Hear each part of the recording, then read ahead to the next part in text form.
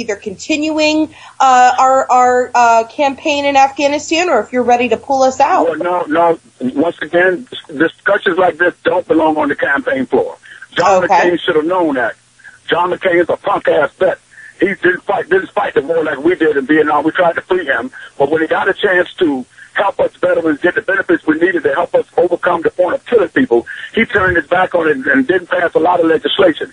With this guy as a highly decorated military veteran, 3 Bronze Stars I return home with. You don't discuss any issues of Afghanistan. You don't discuss any issues of Libya. It's not in the press room. It don't belong. We have a special war room for these discussions to take place.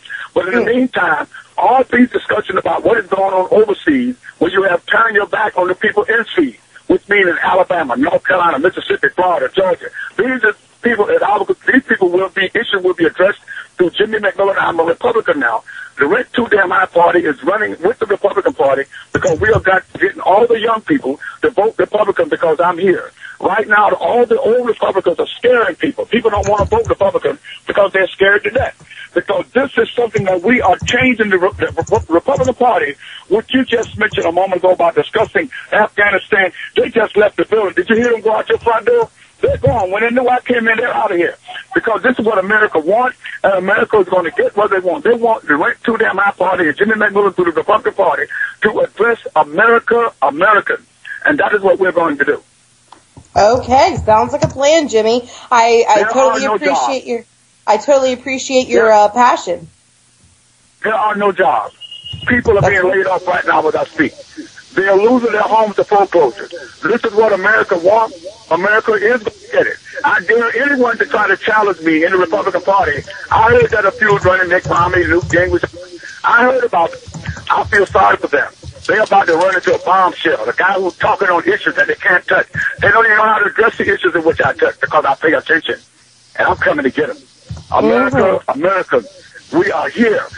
You keep listening to Red Radio. Red Radio invite people like me to the radio station. They know that I'm not a punk. I'm a United States military veteran. And what happened?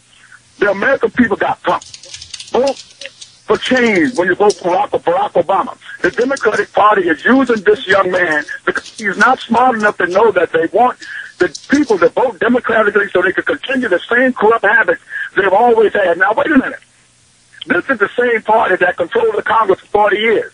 Up until 1994, when America began to sink in this financial economic sinkhole, but the Republican Party never had anyone smart enough to pull them out. But I'm here now. You're coming out this hole because we know how to create jobs. Something the president cannot create jobs. Only the governors of the state, like the father of the house, have the ability to create these jobs that I spoke about. If everyone listened to the debate, on October 18th, I delivered a message for the world to follow. No one had paid attention. They tried to act like I didn't say anything. I delivered this message that went for every governor of the state as well as every country in the world.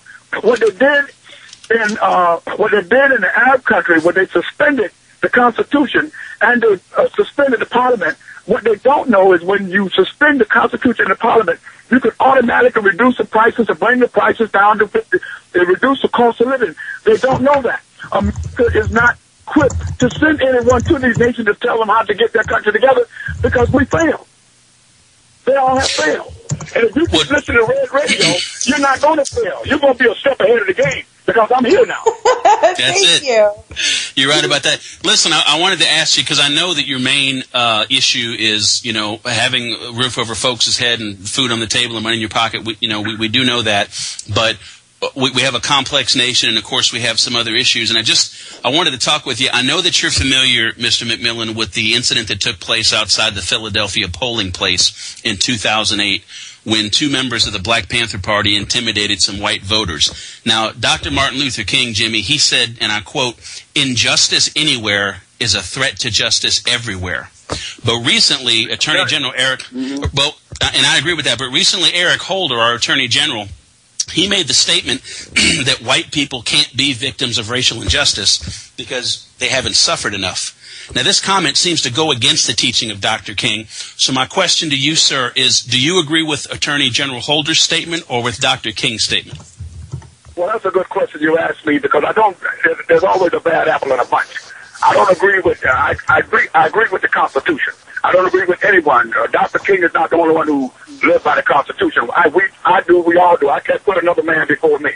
I am a constitutionalist. Any statements like that to somebody, what are they doing in public office? Why are we? This is the same U.S. Attorney General who's supposed to be looking over the people following the attack on the World Trade Center, even though he just came here.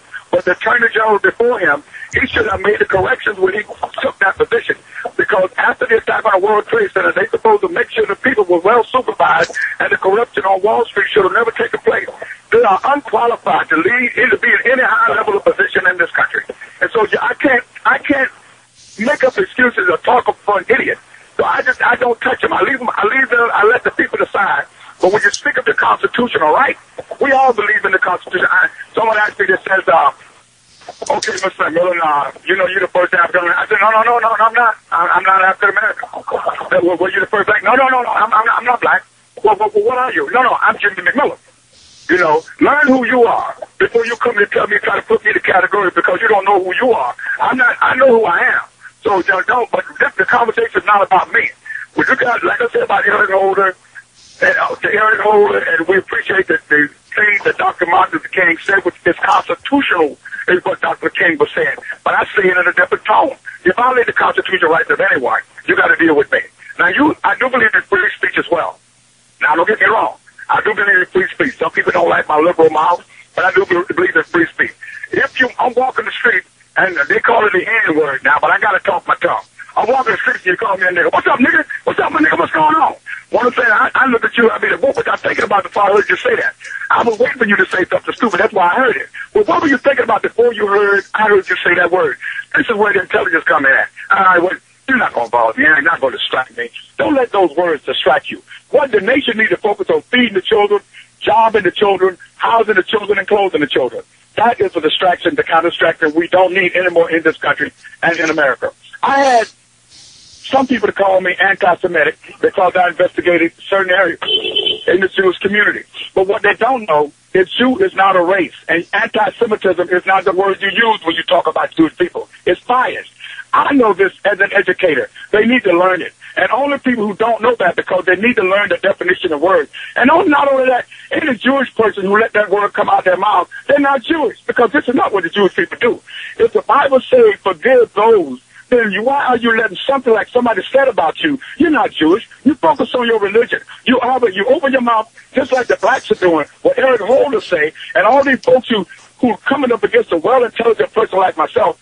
In Vietnam, I lost a lot of my buddies who were many different religions. I am a vet, a V-E-T. I am not Catholic, I'm not Protestant, I'm not Jewish. I'm not black, I'm not red, I'm not green, I'm not white. I am a vet, an American defender. My job is I don't care what religion you are, what race you are, what color you are. When you violate the constitutional rights of American citizens, you got hell on your hands. All hell is about to break loose. I took an oath to serve my country in 1968, 66. I'm still on the oath. And if you violate the constitutional rights of any American citizen, you can talk about me all you want. I'm coming after you behind. I made a statement. People don't know what it meant. So here's what I said. Tell Barack Obama I'm coming after his black ass. Nobody understood it. And I do this to see who am I talking with, what kind of American people I have out there. Somebody said, well, if I said that a white guy, they'll call me a racist. No, I'll call you an idiot because you're not listening. Who is the head of the Democratic Party? Barack Obama. He said he's black. Am I right? Y'all, are you stay with me? Am I right? That's right. The Democratic Party logo is a donkey. Am I right? On ass. Am I right? So That's right. means I'm coming after Barack Obama's black ass. Means I'm coming after the Democratic Party. All right. I'm having fun with this because it's time America focus on things that matter and things that not matter. What Holder said is things that don't matter. We gotta ignore the things that don't matter and focus on the things that do matter. Children can't eat. People are getting homeless and evicted with their children. Mothers are losing their homes to foreclosure right now in their feet. Somebody just got laid off from their job. These are the things. Don't let those little things, little petty things. You kiss a guy kissing on your girlfriend. Just look at him and tell him to kiss her again. And go on about your business. So what, he just warming up your pie because you're going to take it home and eat it. Leave it alone, dog. This is what I'm saying to people. Come on. Well, Jimmy, listen. I've heard you speak, quite a bit about how rent and food and basic necessities are too expensive for the average family, that people can't afford to have a decent place to live. Children can't afford to eat breakfast, lunch, and dinner. Obviously, this is an issue that's near and dear to your heart, and it seems to be the focal point of your campaign. Now, it's a fact, sir, that since the creation of the New Deal, the American taxpayers have contributed over $9 trillion to welfare and entitlement programs. In fact, that amounts to almost $250,000 for every person currently living in poverty. And yet we still have poverty. So based on this historical fact, wouldn't you agree that no amount of wealth distribution can end poverty? Well, this is why we haven't gotten any place now, because they don't know how to create the jobs within the state level. And that talk is political. Let's not talk political. Let's talk about really, we know what they have done now, but how are we going to fix it is what we're in fix-it mode right now. Of course, we're in a $14 trillion deficit. But how are you going to fix it? You're going to just talk about it? Or are you going to do it? We found ways to create these jobs within the state. By only the governors of states can do that, not the President of the United States. The President of the United States broke the chain of command when he started giving money out like welfare. The governors of states, the state legislative body, said, oh, well, let's go on vacation, pay us off today, Joe. Oh, well, Barack Obama going to put this to me. He's going to give us this money for education. We don't have to pass no bills in the state. And this is what they're all doing. The president is giving welfare to the state. So we have created more problems than what we realize. You cannot come and be president of this country if you don't know how to run it.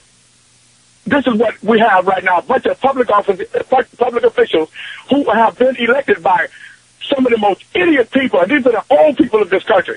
I'm talking to the young people. I don't give a damn if the old people don't vote for me. They don't screw this country up. The young people who I'm here to represent, it's the young people I'm looking to stand up and get this country in the right track to work for them, because those old people are not going to vote for me. They haven't done it in New York. I won the debates, and they voted for Andrew Cuomo. So for the young people, I'm standing up. This country, by me waiving America's debt. If I waive the debt of every American citizen because of all the corruption, we're going to start from the beginning. You can't repair the system that's already broken in so many ways. So you start anew, and that is what we're going to do. And I don't believe that it can be done. I ran the campaign and sit on the highest stage with just $16.91 for governor of the state of New York. I'm an economic expert. I know how to utilize and spend a dollar. But you are right. But to talk about that is like not going anyplace. This is what they're talking about for the past. It's time for these young children to be sent in a new direction. And this is the direction that I'm going to take this country in. With the new voters are going to register Republican, and they're going to stand behind me, and they're going to give us the support we need to get their message out. Not grandmama and grandpa talking about welfare. Speaking of welfare, giving out money for welfare, I'm going to take you back for all the old people who are listening. My ancestors could not own anything. We could not eat. We worked and put money into the welfare system. When we began to get it, we couldn't get it because once we began to get it, then everyone want to say we're giving out welfare. There were certain places as a private investigator in New York City in 1994. I went to the Gap. Me and my Jewish counterpart and my white colleagues went there to fill out an application. They offered them $18 an hour and offered me minimum wage, which is $7.50. So we have a lot of problems. So let's not go back. Let's move forward. What about the young children just graduated from high school? Let's talk about them on this program moving forward. Let's not go back to the grandparents who are giving out welfare.